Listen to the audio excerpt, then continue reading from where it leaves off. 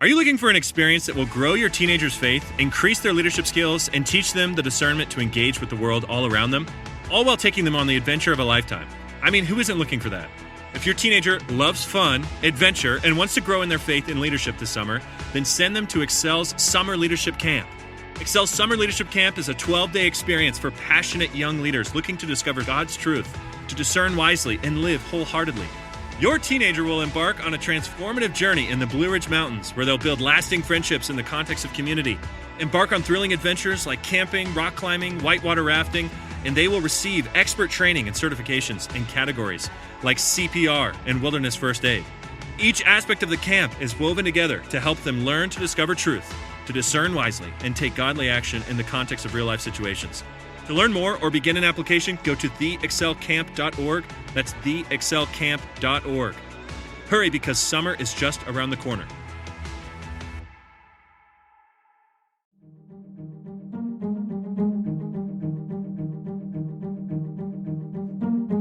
Hey everyone, welcome back to the Reclamation Podcast, where our goal is to help you reclaim good practices for faith and life. Today is episode 61 of the podcast, and I get to sit down with author, pastor, and speaker Luke Norsworthy. Luke and I get to talk about his new book, Befriending Monsters, and why befriending monsters are better than defeating your monsters. It was such a good conversation. We talk about 3 big monsters that I'm positive will resonate with you. We talk about comparison, more, and success. Comparison, more, and success, and how to live a monster-friendly life. Love this conversation so much. And if you enjoy the conversation, please subscribe wherever you listen to podcasts. Leave a comment where you can, and give us a review on iTunes or whatever platform it is you're listening. As always, if you're ready to become part of the Reclamation community, I want to invite you to text the word RECLAIM to 66866. Text the word RECLAIM to 66866 to sign up for helpful tips, blogs on how to reclaim the balance of faith and life. Without any further ado, here's my conversation with Luke Norsworthy. All right, everybody, welcome back to the podcast. I'm excited to bring you today author, speaker, pastor extraordinaire, and my new friend, Luke. Luke, how are you? Thank you so much for being here today. Thanks so much for having me. I'm very honored. That's a great introduction. So I don't know if I'm extraordinary, but I do some of those things for sure. Listen, I follow you on Instagram, and there are 2 things that make you extraordinary in my book. The first one is the dad jokes. Because I'm here for the dad jokes. And the second thing is you have 4 women in your life, right? How many? Three daughters and a wife. Yeah, that's a lot. It'd be weird if it was like 2 wives and 2 daughters. That would be complicated. But three daughters and 1 wife. Maybe not in Utah. Yeah, maybe not. Who's to say? I don't know. I've never done it. But yeah, dad jokes. That's kind of how. I mean, I'm a dad, and I like to make jokes. Therefore, they are dad jokes by the very nature of those 2 words being mixed together. And I definitely have daughters. So that's my life. You got it. Do you find that what are the ages of your daughters? 11, 8, and 6. And how long have you been married? I have been married for 4 years. No, it is 16 years. 16 years. All right. 16 years. I've got an anniversary coming up. I was about to say it's going to change soon. Yeah. Oh, June 28th will be. Congratulations. 17. Yeah, for sure. How'd you guys meet? We were students at Abilene Christian University in West Texas, and we met in the epicenter of romance, which is known as the bowling alley. We had a bowling class together. I'm sorry, you're gonna have to tell me more about that. Yeah, we had a bowling class together, and I definitely noticed her very early on in the class. It was the first thing I noticed in class. Because of her bowling prowess? Yes, she's just very athletic. She has a great backswing, and that's what I noticed. And then we didn't talk the first week, and Friday night, there is a Christian themed coffee shop, or there was, in Abilene, Texas. It was entitled His Cup. It was not about God's athletic equipment. It's about like imagine a Cracker Barrel that turned into a coffee shop. So it's basically like that. A lot of crosses and stuff like that, and the shipping wood stuff, like the crates on the wall, like that. That's what it was. And so I walk in there with a couple friends, and I see her and her roommate, Deanna, who I knew already. And so I don't talk to her yet, but I see a situation unfold. And Tony, this is what happened. She spilled her drink while her and Deanna are reading their Bible. Like Friday night in a coffee shop. I'm like, wow, Oh either man. this girl is trying real hard or she's just a good person. But nevertheless, she spills her cup and in his cup. And so she goes to the counter to get some help. But the problem is it's Friday night. It's busy. No one's helping her out. She's a sophomore. I'm a senior. And so I see this tableau happening where she's at the register. No one's helping her. A lot of people at the line, a lot of people up front, can't get any assistance. So I'm a senior. I walk up. I know the owner. And so I walk up next to her and I say, hey, John, who's the owner. I say, hey, John, this lady right here needs a little help. Can you get someone to clean up this mess at her table? And he goes, Luke, sure, I'll be right there. I'll take care of it. And then she looks at me and I look at her and I go, hi, I'm Luke. I'd like to take care of you for the rest of your life. No, you did not. Okay, I didn't say that line. I wish I would have.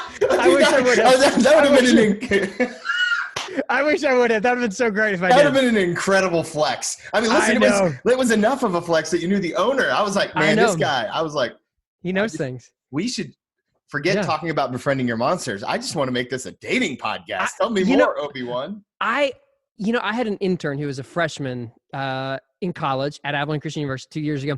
And I tried to give him some information and wisdom, and it was too much for him. It was like drinking out of a fire hose. He just didn't have the ability to really process all the wisdom that I wanted to share with him. And so I become reticent to share this because you don't know who's ready for this sort of information, because in the wrong hands, it can be very damaging.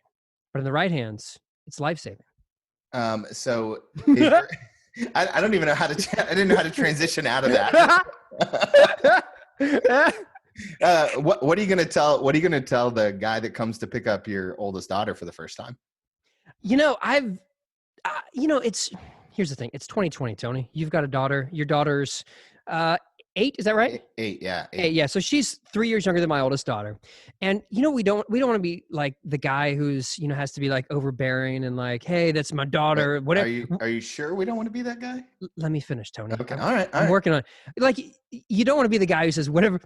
I heard a guy say this in the gym once, and I really held on to it. And he goes, the guy came to my door. It was my daughter. And so, what I told him? And he's an old Marine. So like he does this thing where he grabs him like is it the clavicle right there? Collarbone right there? So he puts 2 fingers right there and he goes, grabs the guy and he goes, whatever you do to my daughter, I'm going to do to you. And I'm like, I don't know. I don't know what that means. I'm very uncomfortable. Uncomfortable. So like, that's one option. Obviously I've got some big friends who I could bring over and do that. I'm not above doing those things, but my father-in-law was a high school football coach. In Texas. And so there is a level of swag that a high school football coach in Texas has. And so I'm going to just try to do what he does. He had like the silent, like the subtle kind of intimidation. He never like got in my face or anything, but like I knew he was there. And I feel like that's kind of the game I want to play. Like I want them to know I'm there. But I don't want to say, whatever you do to my daughter, I'm going to do to you. especially because it leads to so many questions. I know. I don't know if I want to know. I don't want to know what you did to my daughter. I just want to expect that my daughter's got good boundaries. That's what I want. Yeah, exactly. I've got a couple years before I get into that, but I don't know. What's your game plan, Tony? Well, my 14-year-old started dating. Mm-hmm. I mean, dating. Those are air quotes, right? Like, and we tried to do this really sweet move where we said, hey, because the biggest fear for me is that they're going to have a complete relationship that's digital and we'll never know that they existed. You know what I mean? Like, because, it's 2020. So like, yeah, that can happen. We're talking about snap streaks and all the different things that I don't know anything about. Yeah. It's super scary. And so I said, we are at a football game, high school football game in Ohio, where football is the best in the country. Especially better than Texas. You do know, as someone who played high school football in Texas, in Ohio, I played high school football there. It was the runner-up for the location for the Friday Night Lights thing. Like it was going to be in Ohio, and then like, let's go to Texas and see what this is about. So Ohio is very good. Ohio's very good, but let's not confuse skill with crazy. Okay. So back to the story. So we said, Connor, we have to meet her before you are allowed to say that she's your girlfriend. Okay, I like that. And he said, okay, but then they were at a football game and there was some definite hand holding happening. and a little bit. So I texted him and I said, son, you know that I will come over there if you don't bring her over to introduce me. And he said, this is the only quote, Dad, please, no. Like periods after every spot, all caps, like, please don't do it, Dad. Cause I'm a loud pastor, person anyway. And I'm fearless about that sort of thing. And I live for embarrassing moments.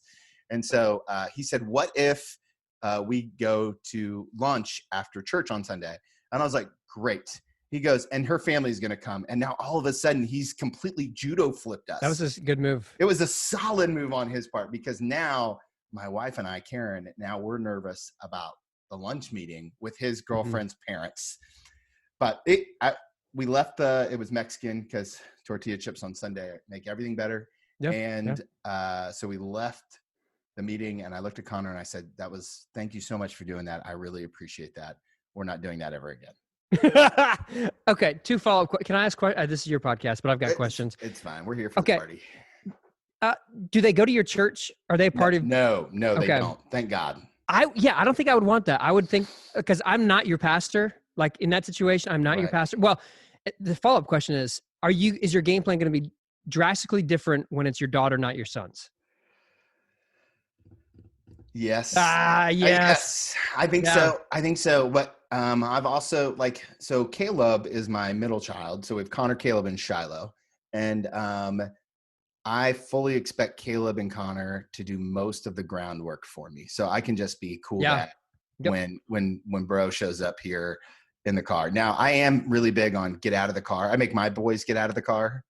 Come up here, shake somebody's hand. Like, these are all things that we've already talked about with the 14-year-old. Like, when we pulled up to pick up his friend for a little thing that they were going to, I said, you get your rear end out of the car and go up there and you shake some hands and knock on the door and put your hood down. I don't know where, look like a human being. Like, we've taught you something in life.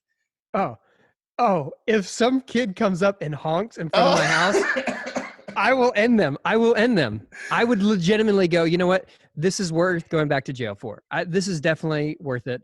If they honk, I think someone did that for my wife, and her dad's like, no, you're not leaving. No, you're not opening this door and going out because someone honked.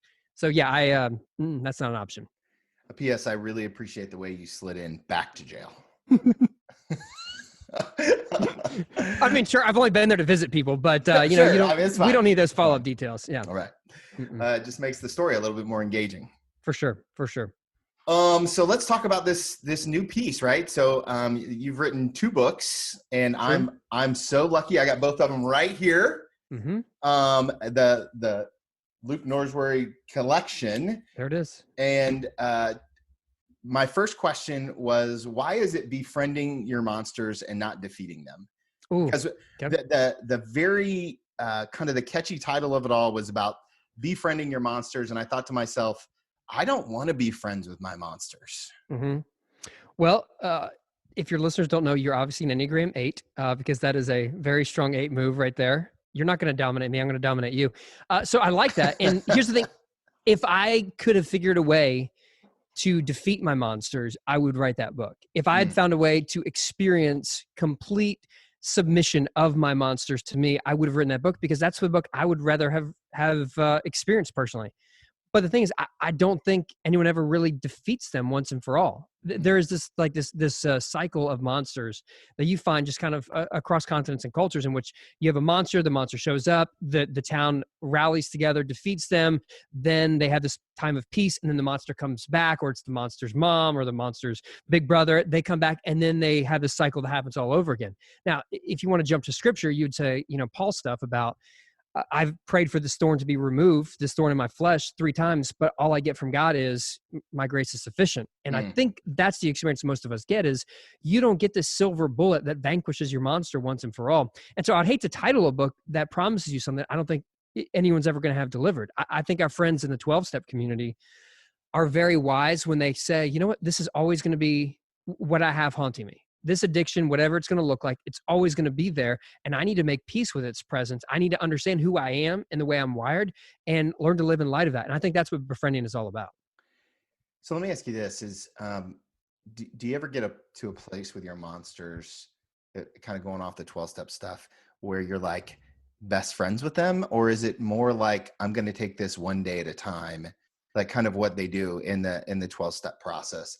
In a lot of ways, what you're talking about reminds me of that sanctification, right? That process of becoming, refining and becoming more like Christ. Is that a daily process in the Befriending Your Monsters, or do you ever get to a place where you're kind of cool with them? Yeah, well, I would want to say anything I know about the 12-step community is more as someone is a respecter from the outside, not someone who's really been a part of the program. So I don't want to act like I can speak for the 12-step program, but Cool. I've supported, and Sure. I've gained a lot of wisdom from my friends in it.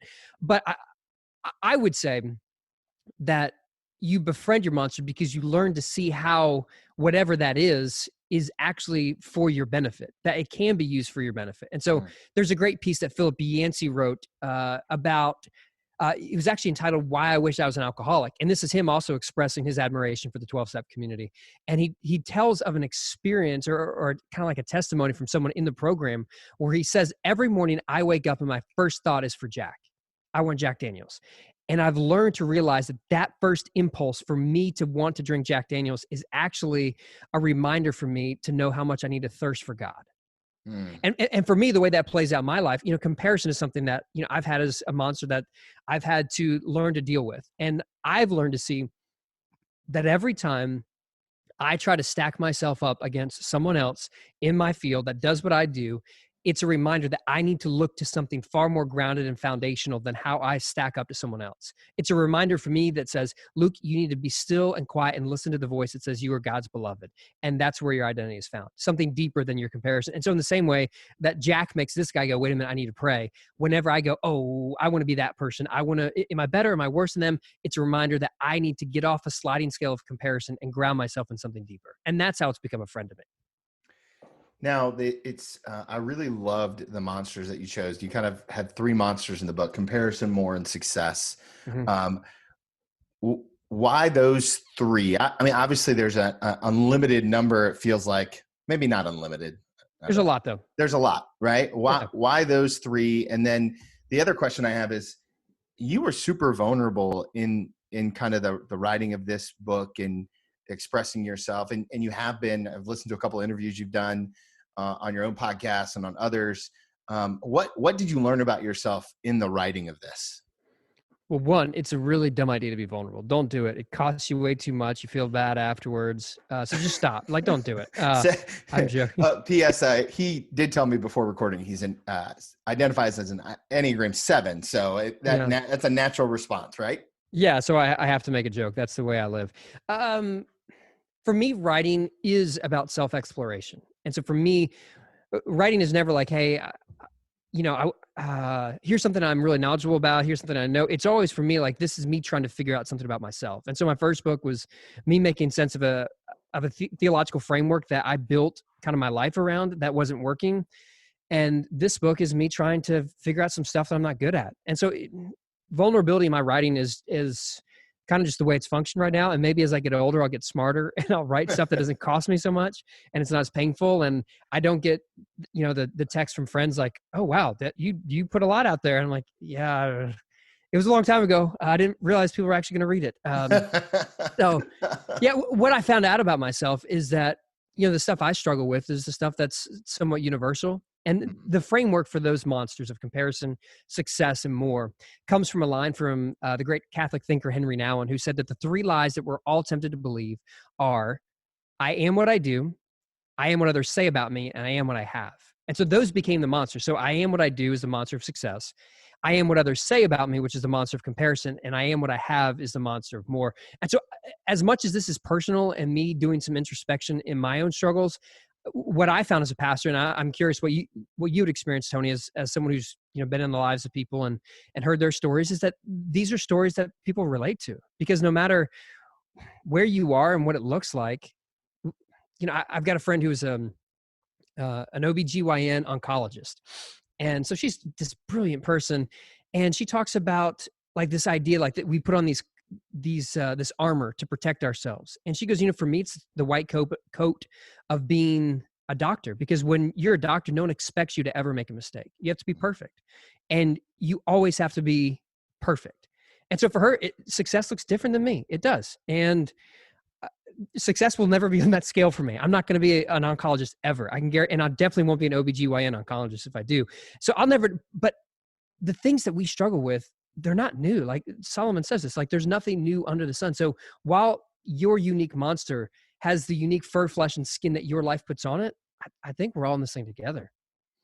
I would tend to agree. And I think that as somebody who's driven and who kind of is always, working for the next thing, these monsters definitely spoke to me. And then one of the cool things is in the process of writing the book, you talk about prop, pull, point, and light as a way to kind of break down the monster. Can you kind of help us see how you got to that framework? And then one of the things that I love to do is get super practical. So if you could help us kind of work through that on a practical level, somebody who might be listening and is wrestling with a monster. Cool. Okay, so let me give you the framework for that first. And I get that from the book of Jonah. It's the story of Jonah. Is like you got this guy that had a big fish that swallowed him. It doesn't say whale, but honestly, Tony, we know it's a whale. It was a whale. We know that. Like that's just true. And so he has this large aquatic animal that swallows him. And it'd be easy to think the story of Jonah. I wonder if it was the Loch Ness monster. Ooh, that's a great question. Just things to think about. Things to think about. No, I didn't think about that. Maybe it is. Okay. Well, anyway, keep going. Sorry. Okay. Yeah. Okay. So let's say it's either a whale or the Loch Ness monster. And so that swallows Jonah. And it's easy to think that story is just about the whale. But the story of Jonah is not about the whale that consumed Jonah as much as it's about the hatred in his heart that had consumed him, the hatred for the Ninevites. What we see is rarely what it's actually about. The issue is mostly about is about what's underneath the surface. And so the prop is what gets the story going, but it's not really about that. It's actually about but there's a pull to it. And to think that your monster is benign and it's not doing something to you it's a little bit too idealistic for me. I think everyone's monster is pulling them in a certain direction. And for Jonah, it was making his heart completely disaligned from God's heart. God's heart was full of love. His heart was full of hatred. So the monster pulled him away. And the point of the story, though, is for Jonah to realize it's not about the whale that swallowed him, but the hate in his heart. And so it was there that he was given the invitation and the light came in that point where God said, will you realign your heart so it looks like my heart? Will you love and preach to them? And Jonah said, ultimately, no. 3 times in chapter 4, he says, I'd rather die than this. And so I think that's kind of the framework for each and every one of us with our monsters. Like there's something that we think it's about, and that thing is pulling us a certain way that's away from God's intention for us. But if we learn to befriend it, we can hear that there is a point to it. And once we do that, then the light gets in. So we can go through one of the monsters if you want to get really practical, or did you want to take it a different direction? Yeah, no, let's get really practical. Let's go through one of the monsters. Which monster you want to talk about? Let's do more. Okay. As an Enneagram 7, like more is my baby. Like that's my ride or die, Okay. So the prop about the monster of more is that you always feel like you have something more than what you're experiencing right now, whether it's, levels of success, sure. Whether it's experiences, whether it's actual stuff, whether it's a bigger house, a bigger truck, whatever. What you think it is rarely what it's actually about. And so those things are simply just a prop. It's not about those things. And if you let them have their way, they'll pull you into a posture where you are constantly needing more and more and more. So whatever you have in front of you is not enough. So you become like Hungry Mungry, this Shel Silverstein story. I don't know if you ever read it when you were a kid, but this little guy just keeps eating and eating and eating. And that's what happens to us when the monster of more. We become greedy like the grave. But the point in all of this is that you are empty, that nothing is ever going to fill you up. And the point of the monster of more is to say, you feel this emptiness in your heart that you want to fill with a new truck or a greater level of success or more followers or more money. But the point is you never were intended to be full in the first place. And the light gets in when you make that decision to go, I don't need things to fill me up, but I'm going to accept that I always will have this degree of groaning and hungering for more. And then you start to see things not as something to fill up this empty jar that you are, but instead everything becomes a gift because you're not trying to fill it up. And once everything is seen through the lens of gratitude, we experience something completely different. I think you're on mute. Workday starting to sound the same? I think you're on mute. Find something that sounds better for your career on LinkedIn. With LinkedIn Job Collections, you can browse curated collections by relevant industries and benefits, like flex PTO or hybrid workplaces, so you can find the right job for you. Get started at linkedin.com/jobs. Finding where you fit. LinkedIn knows how. So that kind of framework that works with just about anything, right? I mean, is that a kind of become a coping mechanism for you in a lot of ways? The first move, well, one, it is the perfect solution to every problem. So get my book and you'll learn how to fix every problem. I think that's what you're saying, Tony, and I completely agree. Yes, absolutely. Let me get real practical. A couple weeks ago, I had this thing that I was really frustrated about. And I was, frustrated about something.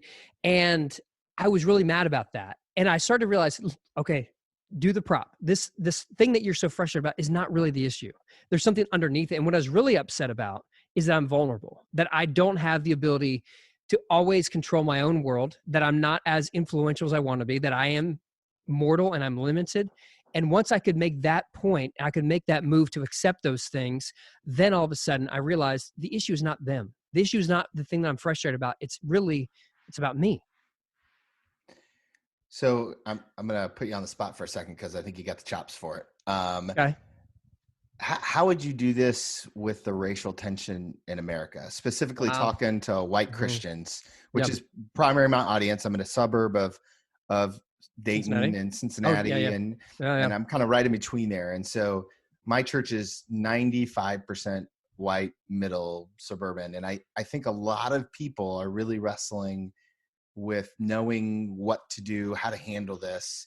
Could you walk me through the framework? Well, yeah. So this is obviously a pretty loaded one, and I'm going to, So, take no, let's go with, let's go with it. But I just want the caveat, like we're just kind of riffing right here. So jump in with me as we go. But here's the thing. I too am a white Christian, white evangelical Christian, and the church I'm a part of is predominantly white. And some of the things that I see is there is an inability to acknowledge certain things that have benefited us. Mm-hmm. There is a fear ultimately that we see with kind of the extreme cases that no one in your church or my church is saying, oh, I don't want to give up power. I don't want Black people to be represented. But there is a feeling like things are different. They look different. They feel different. And there's a sense that we aren't going back to the way it was because things in the past were better for us. You don't hear Black people say, let's go back to the good old days. Right. Black people don't say that. White people say that because it was good for us. Like, I'm a white man. I can go get in a time capsule and go back 50 years, 100 years, it's always good for me. It's always good for me. Mm-hmm. White people say, let's go back to the good old days. You don't hear Black people saying that. And so for us, what's happening is we're losing our past. And one of the narratives that is very predominant right now is let's go back to the way things were. Like, let's make it great again, which I'm not saying everyone who voted for Trump is a race. I'm not saying that at all. But what is underneath that is a sense that the good old days were the good days for us. Right. Yeah. The prop is that there's what's better life was what was. Yep. Yeah. And so the pull of that is all of a sudden anything that's removing that reality from me becomes my enemy. And you're making me no longer get what I want. And so you're making me hold on tighter and become militant against those who are causing me to lose control. And I think that's really what it is. It's control. Like, it's like what you said earlier, right? The pull is that we're vulnerable, that we're like somebody's could be out to get us, that something we don't know could be out to get us. Yeah. And in that process, we could lose what we think we should have. Yeah, for sure. And I think the point of this all is that the God who enabled and poured down goodness in your life is the God who can do it again in the future. And even if it's a future that's different than your past, and even if it's a future in which you do not have the influence and you don't have the ability to get things the way you want all the time, God is still faithful, God is still good, and there is still goodness in life and happiness and joy that happens in all of that you can be grateful for. And so the point of this all is to go, you need to trust not in a past that was beneficial to you, but in a God who is faithful with you. And the point of all this is that you go, wait a minute, I trust that God is a God of justice and peace and reconciliation, and I am called to be a minister of reconciliation, and in that, there is more goodness for me than me having control and power. Oh, that's really good. Hey, I think that works really well with a lot of life, not just the racial stuff, but that's a good construct. My question is in the moment, you seem like a super passionate guy. In the moments of passion, right? In the moments of a lot of emotion, how do you calm yourself down enough to get to a place where you're like, I can think through this? Because as I hear you, as you and I are sitting here talking about it, it makes a lot of sense. It seems easy, easy air quotes. I understand. Yeah. Yeah. But how do you calm down enough to get to a place? What's your discipline with that? I try not to sell anything that I'm not smoking myself. And typically that's not drugs, but actually all the time it's not drugs. But what I mean by that is I don't want to give you something that's fresh into, it's not a new idea to me that I'm preaching. And so for me, it's, I don't, fly off the script. I have a manuscript that I memorize every Saturday night, and I'm not winging things. I'm not making stuff up as I go. So if I'm going to write something, if I'm going to say something, I'm going to share, it's been well thought out. And so I really think discipline is very essential in times like this, where you take time to listen, to get experiences of others, to kind of give you some feedback on what you're going to say. I mean, when Charlottesville happened a couple of years ago, I remember calling a friend of mine up who I trusted a whole lot, a person of color who was very smart person, well-respected person in my church. And I said, all right, let's talk through this. Here's what I'm thinking about saying. Give me some feedback. How do you hear this? What do you think we should be saying? And I think when you respect the craft of being a pastor, being a speaker, being a writer, whatever it is, that means your preparation shows that. I think the best honor you can give to anyone is like, you're prepared. And so for me, that's what it is. Like, I don't want to just wing stuff, and just like, I trust the Spirit is in the middle of those things as well. And as much as I like to kind of just freestyle and have a free flowing conversation like this on a podcast, like, I wouldn't ever be this cavalier in a sermon. What are your daily routines to stay connected to that? I guess, what are your daily disciplines? What are the things that you're like, man, I cannot live without this, and it helps me stay connected to living, as you say, a monster-friendly life? Yeah. Well, for me, there's certain things that I do every day, that, like, ways that I pray in the morning, and certain like prayer times, like those are helpful for me. I do a gratitude list every night. That's really beneficial for me. Oh, do you write them out, or do you enter them in your phone? How do you, I like to get super micro on this stuff. I have people are looking for something. Yeah. I have this tiny little notebook that I put on my bedside table, and I just jot down a few words. I do 5 things I'm grateful for every night. It's just my kind of bedtime routine. It started off as sometimes doing an Advent, and it's just stayed with me for, I guess, 6 months now. It's been very helpful for me. And so that just kind of frames kind of the way I'm wrapping up my day. In the morning, it's some prayer time and yoga that kind of go together for me, and then get to the office, and there's kind of another, devotional time, kind of a quiet time. But one of the things that's easy for me is solitude, and to kind of stay in my head, and kind of these sort of like contemplative things, like they're more natural to my disposition. The stuff about confessing and talking and sharing things, instead of like just burying like the stuff that I'm not happy about, that's far, far more challenging for me. And so in a discipline that some people would find very intuitive, for me, it's hard. And so I think every person, in the way that they experience and view the world, needs unique disciplines that contour to that perspective. Yeah, no, I like that. And it's interesting, because solitude for me is like the exact opposite. That's generally, if I spend too much time in solitude, you get a whole different, crazier version of me that's really scary. So, and I come out of a Wesleyan tradition, so we have band meetings where we get together and confess our sins to each other. And we try to do that. I'm not doing that over the internet. So we try to do that whenever we can get together. So the confessing comes naturally to you, but the contemplation is harder for you, right? Super hard. Mm-hmm. And I'm always trying to figure out the journal thing.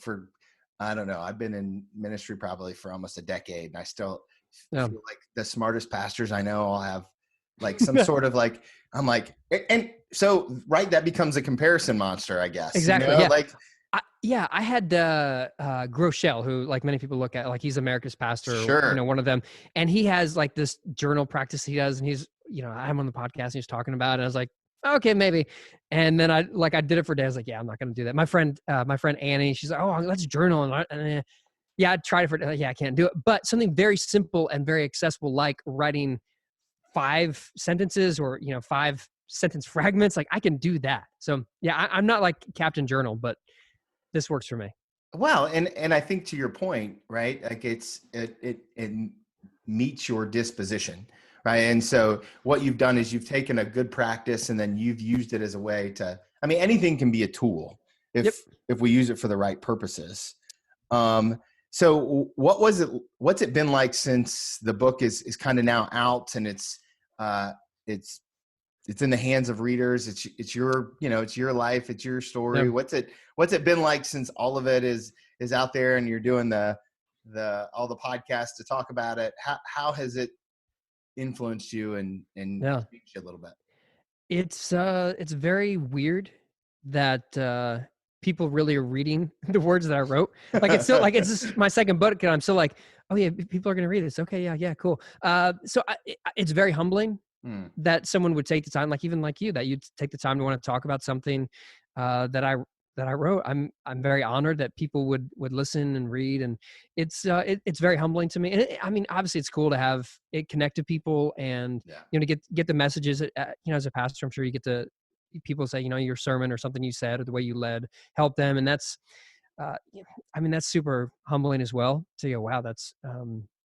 I'm just doing my thing. I didn't realize people are really paying attention. Like there's part of that to me. So I started off writing without ever imagining getting published. And so I wrote a novel that like 2 people have read and it's terrible. And those 2 people are dumber because of it. And so I just started like this process of writing. And I think I sent a draft of this book to my friend Sean Palmer, who's at the Ecclesia Church down in Houston. Or he get a copy of it and he texts me, he goes, Luke, I think you sent me a draft of some of this in 2014. So that's how long these ideas have been percolating through my brain, and to have it like get out in the world and people connect to it it's very humbling to me. What's your process for writing? Because there's a lot of words, right? Like, it seems it's a lot of words. Not in a bad way. I didn't mean it like a jerk. No, I hope I didn't sound like. No, a book is a lot of words. Like it's 50,000 words. And so, you and I have now talked for like 40 Yeah, we're best minutes. friends now. We're clearly best friends. Mm-hmm. And you seem like a super high energy guy. Sure. This is the only level I got. It's it. I work 5 days a week, Sunday, like you. First day of the week. I'm not doing any writing on Sunday, or I used to. That was too much though. But, Monday through Thursday, I write, 500 words every day. That's kind of my routine. I started doing that. And I don't actually count 500 words anymore. Like you kind of know. I've been doing it since I was 30, and like I turned 39 this summer. So it's been, 9 years of doing this, week in and week out. I read the book, The War of Art by Stephen Pressfield, which is still kind of like my go-to book on the creative process. And his thing is the muse shows up for those who show up. Now, as a person who's maybe more Christian than just kind of his language, I would say to some degree, I can't say the Holy Spirit shows up for those who show up. So let me just leave with the muse. Like the muse shows up for those who show. So I just write every day, and I'm grateful that I have a family and a work situation that enables me to do that. I love that. I think that there is something to be said though for building the relationship. Like everything that we build is over time. Yep. And so we show up, and then the relationship continues to build, and what that looks like. So a year from now, what are we celebrating about this book? New York Times bestselling author. Yeah, like that would be pretty nice. My personality is always like, I just need to sell enough copies so that I can get another book deal. That's all. And for me, I feel like I already did all the hard work, and the celebration was to get it out. And, it's gravy when it connects to people. It's gravy to see, whatever the book does, which at this point I can't really control. Like I've already hit it as hard as I can. Like as a golfer, baseball player would say, like I've got as much contact on the ball as I'm going to get. I squared it up, and wherever it goes, it's going to go. Like I can't do anything at this point. What I know is like I worked as hard as I could on the book, and whatever happens a year from now, that's just gravy. For me, it's just an honor to get to do it, and I hope I sell enough copies so that I get another book deal.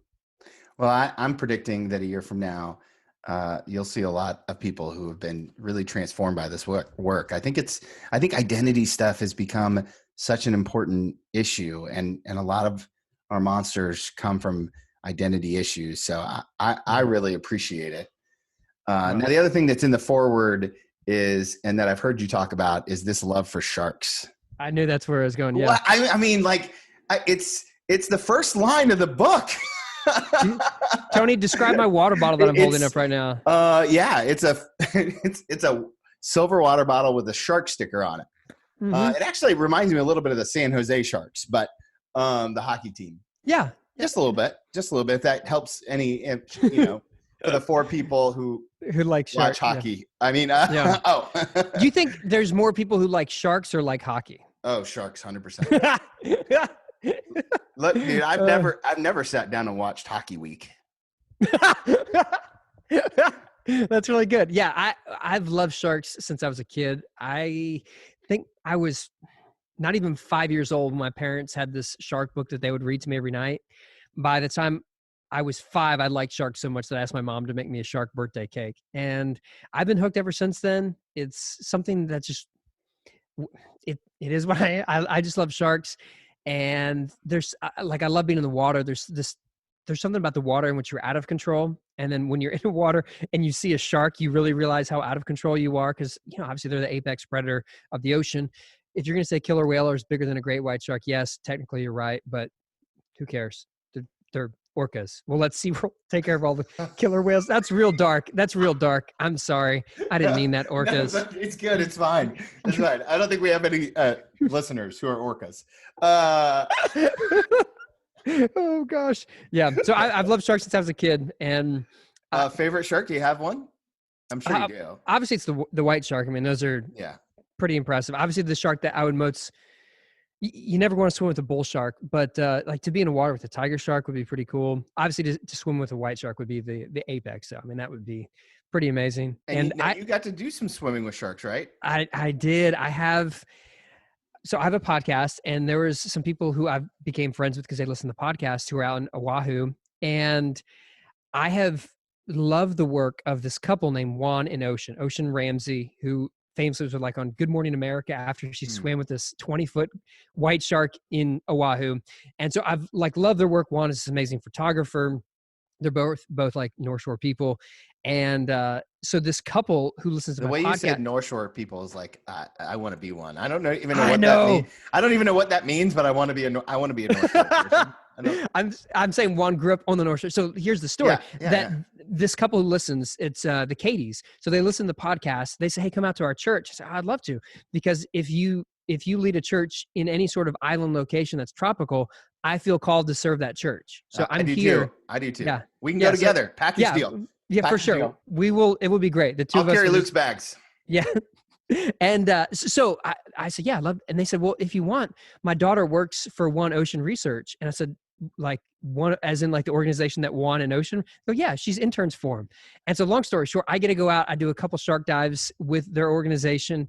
And Juan and Ocean, this couple I followed on Instagram for a long time, they got married recently. And then they came back and they had their wedding reception on the North Shore in Oahu while I was there. And I got invited to the party, which was absolutely amazing. And it was the coolest house I've ever been to on the North Shore. There's this amazing surf break that's right next to it. They have shark everything for their party. It was just, I mean, for the two listeners who continue to stay on the podcast after the shark conversation, they'll know this is like the Super Bowl for shark lovers. I love it. I love it. I love it. Where can people follow you on the interwebs to learn more about sharks and and your third book? Whatever. Yeah. Do you know what the third book's going to be, by the way? Yeah. I've got 50,000 words of a rough draft already done. Are you going to tell us? Can you leak it? I'm not going to leak it to you. Dude, 10 people listen to this podcast. It's fine. Well, those 10 people need to make sure they buy this book so that I can get the next one out. But it's built around this, one of my favorite quotes, which I think is in this book. It's by Joan Chittister, and it says, in this moment is the essence of everything glorious I've been given in life, and it's enough. And so it's a book about what does it mean to live from this position of enough, in this posture of enough. So that's your teaser for the book. Anyway, we'll see whatever happens. Okay, so interwebs, where can people follow you? Where do they? Yeah. One of the things I like to say is only follow me online. Don't follow me in real life. I don't want someone sitting outside my house and stealing my 14-year-old pickup truck. I don't want that, so just stay online. Yeah, I'm online. Instagram at Luke Nors. And then I think my website is lukenorsworthy.com. I should know that. But yeah, there. And you got a podcast too. Tell us about the podcast. It is a podcast. It is called Newsworthy with Norsworthy. Deep, profound. That was from my high school football coach in Ohio. As we talked about before, I too spent some time in Ohio, and my high school football coach, Coach Duvall, big shout out, Coach Duvall, told me one day, he said, Norsworthy, you keep working the legs, son, and Norsworthy, you'll be newsworthy. And so That's what it was. I never became newsworthy. I didn't work the legs enough. I wasn't good enough as a football player to be newsworthy, but it turned into a podcast title. So there you go. And it's a great podcast. I love it. I love it. Okay. So I always like to ask people with my very last question is if it's an advice question. So I want to dating advice. No, no, that's too much. Okay. That's too much. All right. That got intense up front. I'm sorry if I scared off your listeners. But... No, it's fine. I thought it was hysterical. I'm probably going to listen to this episode 10 times. Okay. Advice. Yes. If you could go back, go back to your very first church job and give yourself one piece of advice. You're going to go back and you're going to talk to young, super excited about life, Luke. We didn't even get to talk about you following Mark Batterson or any of the things that you Matt Chandler. Dang, wrong guy. Same guy. It's basically, they sound the same. My first job before I followed Matt Chandler was at a little rural church in Moran, Texas, which is I heard you talk about it on your podcast. Yeah, a town of 200 people. It was a great experience, life-changing for me, and forever grateful for those people. So much love to Moran, Texas. But here's the advice I'd probably give to myself is don't take yourself too seriously. And I took myself pretty seriously. I kind of fast-tracked some stuff. And so I was preaching every week, as an 18-year-old. And I wish I would have just chill out, be a kid, man. Don't stress about everything. And you don't have to be Matt Chandler. You don't have to be more than anyone else. Just be yourself. So that's what I would tell myself. That's awesome. Luke, thank you so much for being on the podcast today. Thank you for what you're putting out into the world and for your vulnerability and all of that. I really look forward to picking up the third book. Come on, now. I'm here for it. You got a friend. From your lips to God's ears. Let's make that happen. Amen. Thanks, man. Thanks, Tony. I told you guys what a great conversation. I don't know about you, but that monster of comparison, man, that gets me all the time. And I love the way Luke kind of dives into this and so personal and so vulnerable and shares so much of who he is. Please do me a favor, pick up his book anywhere books are sold. Follow him on all the socials. He is really a fun follow. And again, if you enjoyed the episode, the best compliment that you can give us is to share it with a friend, family member, maybe somebody who you're doing life with that just needs a little nudge. We all need nudges sometimes. One of the ways you can get a nudge, text the word reclaim to 66866. We send out email every week full of updates on what's happening on the podcast, blogs, helpful tips, any of my writing, that kind of jazz. Again, we're so thankful for you, and we look forward to connecting with you real soon.